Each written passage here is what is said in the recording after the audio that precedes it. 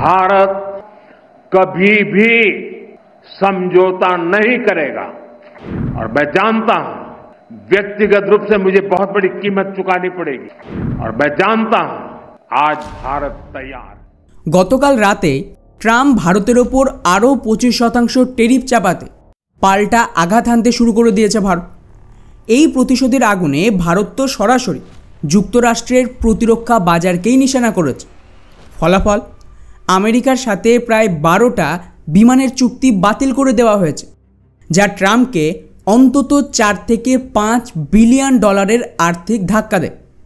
আর এখানেই থেমে নেই ভারত, জোর গলায় পাল্টা হুঁশিয়ারিও দিয়েছে যে আমরা তো এর জবাব দেবই। এরপরেই অজিত ডোভাল দ্রুত রাশিয়ায় পৌঁছে পুতিনের সাথে বৈঠকে বসে এবং একটা খুবই গুরুত্বপূর্ণ চুক্তি স্বাক্ষর করে ফেলেছে।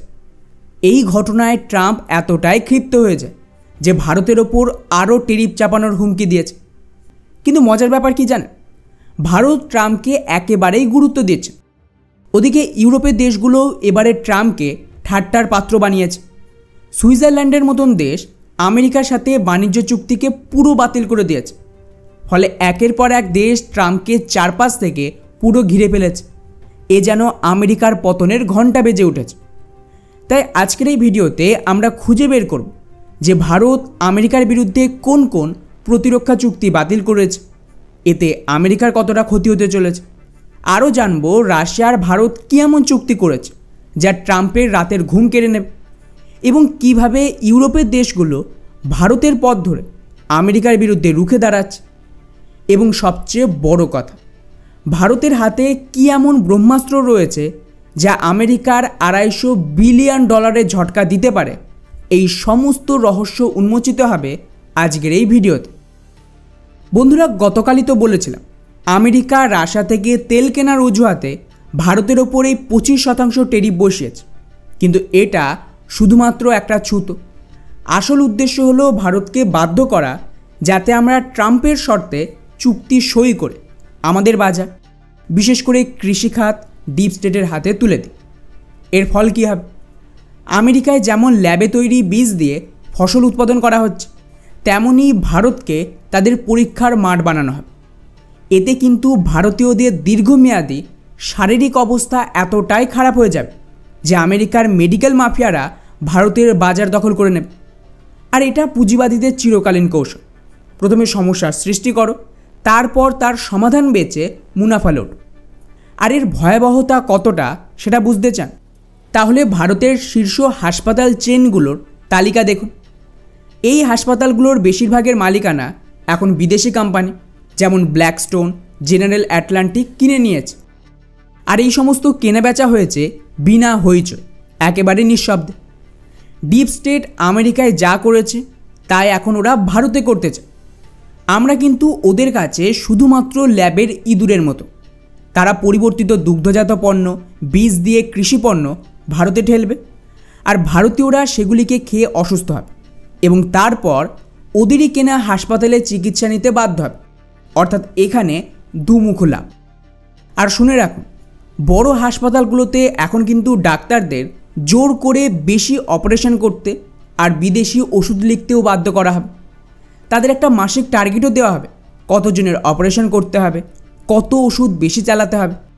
এই খেলা ওরা অলরেডি আমেরিকা আর অস্ট্রেলিয়ার মতন দেশে চালাচ্ছে। তাই কিন্তু ভারত সরকার ট্রাম্পের শর্তে চুক্তি করতে রাজি হয়। যদি করত সেটা ভারতের জন্য আত্মঘাতী হতো। তাই ভারত কি করে? উল্টে ট্রাম্পকেই এক্সপোজ করে দেয়, এই বলে যে ওরা তো নিজেরাই রাশিয়া থেকে আমদানি করে। এতেই ট্রাম্পের অহংকারে আঘাত লেগেছে। তাই প্রতিশোধের আগুনে গতকাল রাতে আরও 25% টেরিফ চাপিয়ে দিয়েছে। অর্থাৎ ভারতের ওপর এখন মোট 50% টেরিফ চাপালো আমেরিকা। ফলে গ্লোবাল মিডিয়ায় তো এখন হইচই ফেলে দিয়েছে যে মোদি আর ট্রাম্পের সম্পর্ক শেষ। দুই দেশ আনুষ্ঠানিকভাবে এখন একটা বাণিজ্য যুদ্ধে নেমে পড়েছে। এখন স্বাভাবিকভাবেই ভারত কি চুপ থাকবে? কখনোই না। আমাদের বিদেশ মন্ত্রণালয় তৎক্ষণাৎ পাল্টা হুঁশিয়ারি দিয়েছে আমেরিকাকে, যেটা অন্যায় আর আমরা এর জবাব দেব। এবং কথা অনুযায়ী কাজও হয়েছে। আজ সকালে খবর এসেছে এই অতিরিক্ত 25% টেরিফের জবাবে ভারত আমেরিকার সাথে একাধিক প্রতিরক্ষা চুক্তি বাতিল করে দিয়েছে। বিশেষ করে নৌবাহিনীর জন্য 12টা P-8I বিমান কেনার চুক্তি অনির্দিষ্টকালের জন্য স্থগিত। 2021 সালে আমেরিকার $2.4 বিলিয়ন, যা ভারতীয় মুদ্রায় প্রায় 21,000 কোটি টাকা, তার জন্য 6টা P-8I বিমান বিক্রির অনুমোদন দিয়েছিল। চুক্তি সই হলে আরও 6টা বিমান ভারত কিনত। মোট এই যে টোটাল বিজনেস হতো সেটা হতো 40 থেকে 42,000 কোটি টাকা। এই ডিল এখন ভারত সম্পূর্ণ বন্ধ করে দিয়েছে। আর এখানেই শেষ না, আমাদের সেনাবাহিনীও এবার খোলাখুলি আমেরিকার ভণ্ডামির বিরুদ্ধে মাঠে নেমে পড়েছে। ভারতীয় সেনা তো অফিসিয়াল টুইট করে পুরনো একটা কাগজের কাটিং দেখিয়ে বলেছে যে এই সেই আমেরিকা যারা 1971-এর যুদ্ধের আগে পাকিস্তানকে $2 বিলিয়ন অস্ত্র দিয়েছিল, আর সেই অস্ত্রকে কাজে লাগিয়ে পাকিস্তান বাংলাদেশের হিন্দুদের গণহত্যা চালিয়েছিল। অর্থাৎ সেনা এখন স্পষ্ট বলছে পাকিস্তান নয়, আসল শত্রু হলো আমেরিকা, যারা অ্যাকচুয়ালি চায়না আর পাকিস্তানকে তৈরি করে সমর্থন দিয়ে আসছে। ফলে এর প্রতিশোধ নিতেই হবে। তাই ভারত কি করে, আমেরিকার কট্টর শত্রু রাশিয়ার সাথে আরও বড় চুক্তিতে নেমেছে। জাতীয় নিরাপত্তা উপদেষ্টা অজিত ডোভাল ইতিমধ্যে রাশিয়া পৌঁছে গতকাল পুতিনের সাথে একটা সমঝোতা সই করেছে। এর আওতায় আমেরিকার হুমকিকে উপেক্ষা করে দুই দেশ আরও বড় প্রতিরক্ষা চুক্তিতে সম্মত হয়েছে। অর্থাৎ খুব শীঘ্রই S-400 বা S-500 সাবমেরিন, এমনকি হাইপারসনিক মিসাইলের চুক্তিও হতে পারে। অর্থাৎ এখানে সরাসরি ভারত ট্রাম্পকে একটা বড় শিক্ষা দিয়ে দিল যে আমরা কাউকে পাত্তা দিই না। এর মাঝেই ওদিকে আমেরিকার জন্য নতুন মাথা ব্যথা হয়ে দাঁড়িয়েছে ইউরোপ। ভারত যেমন আমেরিকার শর্তকে মানেন, তেমনি সুইজারল্যান্ডও ট্রাম্পকে ধর্তব্যের মধ্যেই আনছেন। খবরে দেখা গেছে সুইজারল্যান্ডের প্রেসিডেন্ট কোনো রকম চুক্তি ছাড়াই আমেরিকা থেকে ফিরে গেছে। দুদিন আগেই আমেরিকা দাবি করেছিল সুইজারল্যান্ড তো তাদের সমস্ত শর্ত মেনেই চুক্তি করে। নিউ ইয়র্ক টাইমস পর্যন্ত এই খবর ছেপেছে। কিন্তু আজ দেখা গেল 39% ট্যারিফ চাপানোর পরেও সুইজারল্যান্ড ট্রাম্পের শর্তে নতি স্বীকার না করে দেশে ফিরে আসছে। আর এটাই করবে অন্য দেশগুলো।